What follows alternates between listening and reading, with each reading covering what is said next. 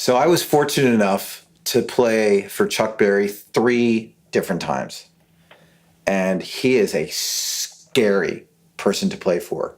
One, he's physically large and he's intimidating. He was my size exactly, which is 6'2". And he's well built. He kept himself in shape. And he's very passionate and very intense. And though he comes across aggressive, he's just more intense than he's aggressive. But he likes what he likes, and he doesn't like what he doesn't like, and he will let you know. And it doesn't matter who you are, where you are, your status, your place in history. He is Chuck Berry, and he quotes John Lennon all the time, and I heard him say it all the time. And that was, John Lennon had made a statement that you could rename rock and roll and call it Chuck Berry. And so he used to bring that up all the time. And he was right, but he brought it up all the time. So the first time I played with him, I got called in last minute. When I say last minute, it was like 3 or 4 days. And the original guitar player couldn't make it. And so the promoter called me. And so I called the band director. And he said that I needed to learn all the songs, I needed to learn all the keys, and we might or might not have a rehearsal. And it was something that I couldn't even understand. How are we not going to have a rehearsal? He says, well, he doesn't always like to rehearse. So one thing I also learned is his gigs start at 8 o'clock. Whether he is playing a festival, there are a lot of people around, they want him to headline, he does not care. He wants to play at 8 p.m. 8 p.m. is the downbeat. That's when he wants to play. He will get to the theater sometimes 5 minutes before he starts. He gets his own amplifiers. He used to rent 1959 Princeton reverbs. That's what he played out. He got 2 of them, and he didn't own them. He rented them. So whatever city you were in, if you rented equipment, in New York it was SIR. They had Princeton reverbs that were always ready for Chuck Berry when he came into town. He would get them himself. He would drive himself to his gigs, and he would go on at 8 o'clock. And sometimes you would have a rehearsal, and sometimes you wouldn't. So here I was, first time I'm playing with him. I don't even remember what day it was, or meaning what year it was. Probably early 80s. But I remember we were waiting in the theater, and 7:45 came around. No Chuck Berry. 7:50, he shows up. He shows up in the back carrying both his amps at once. These are heavy amplifiers. And he goes back and he gets his guitar. And he says, where's my guitar player? And I said, Mr. Berry, and he cut me off and he said, guitar player, tune my guitar. So I went and I opened the case and I started crying like a baby. Here is a cherry red 1955 ES335 Gibson that is beat to crap. And it was probably the guitar rock and roll was invented on. And I look at this thing and I just started crying. I pulled it out of the case and I looked at it and I'm shaking. And I'm looking at, there's notches everywhere. The frets are dented. Part of a fret was missing. And I'm just looking at this and I'm crying. Like my tears are falling on the guitar. It's like, this is rock and roll history. And all of a sudden I feel this tap on my shoulder. And he's like, hey, guitar player, don't look at it, tune it.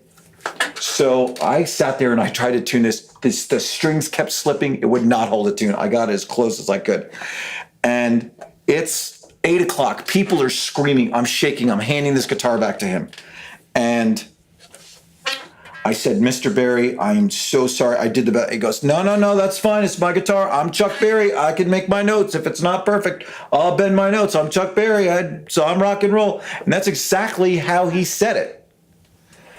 And so he went out and, he played around with the tuning, even though it was fine. He just moved everything around. And so that night, the 4th song into the set, I didn't realize it was always the 4th song into the set, but that night, he was in the middle of playing Roll Over Beethoven, and he's singing, Roll Over Beethoven, and he stops, roll over, and he stops, and he goes, hey, my guitar player is going to solo now. And he stops in the middle of the verse, stops singing, turns around, and he tells me to solo. And so I didn't know what to do. So I just started, okay, let me think Chuck Berry. And Chuck Berry's like, hey, he's bending like me. Chuck Berry's. And so he came alongside and he started bending notes with me and doing side-by-side shoulder stuff. And I thought, okay, I'm going to get fired. He's going to kick me off stage because I knew that, because I'm sitting there trying to imitate him. And he slapped me on the back. He's like, I hope I see you again. And everybody got really quiet because apparently he never says that. So that was my first time playing with Chuck Berry. The second time was a little tough. So the second time, the bass player was a new guy, because the bass player I'd played with Chuck Berry a lot.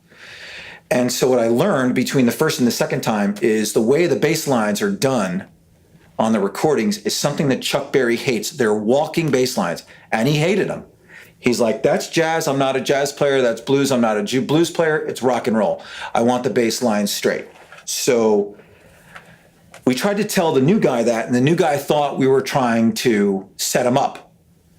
And so he said, no, I'm going to learn the bass lines like the record. And we said, please don't do that. He doesn't like it. We all told him. Anyway, so the fourth song into the set, Roll Over Beethoven, he's singing Roll Over Beethoven.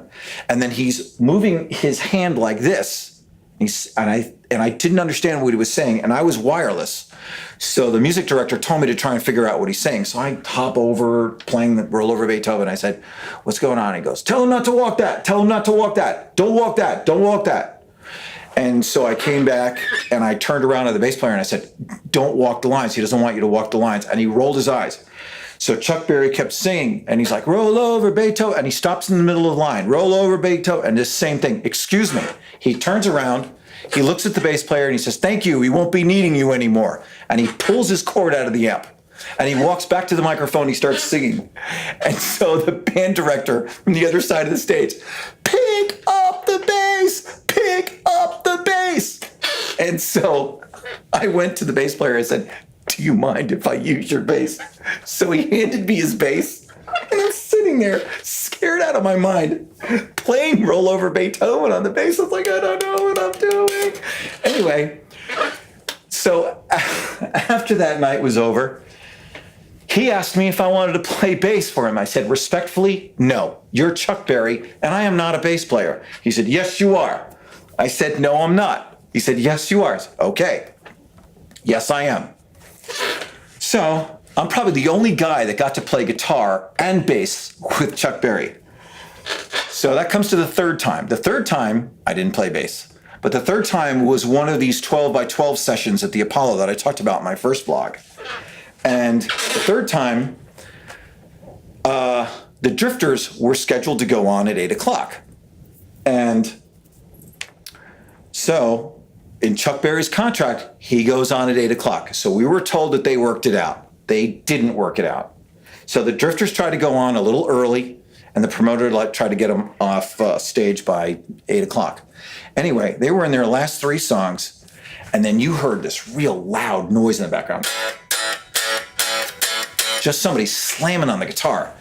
And again, I'm wireless. So the band director sends me out backstage with my guitar. So I'm still playing. I'm going backstage, and you have time delay, so I can't even hear myself in real time. I got to play kinesthetically while I'm moving around backstage. And I turned around, and while I'm backstage trying to hold the groove of the song for the Drifters, and they're looking for me, and I'm backstage, there's Chuck Berry having a fit. It's 8 o'clock. My contract says 8 o'clock. Chuck Berry goes on at 8 o'clock. So I walked over to Charlie Thomas, who is the lead singer for the Drifters, and we were all friends at that point.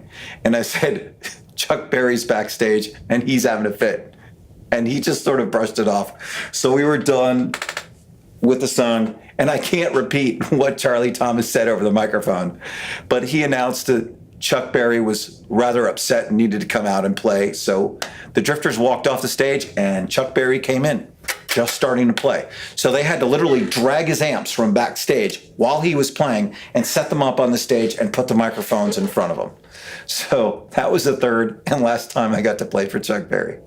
So he was a rather entertaining person, but he liked me, go figure. So those are my three Chuck Berry stories. I hope I didn't bore you. Thank you. Bye.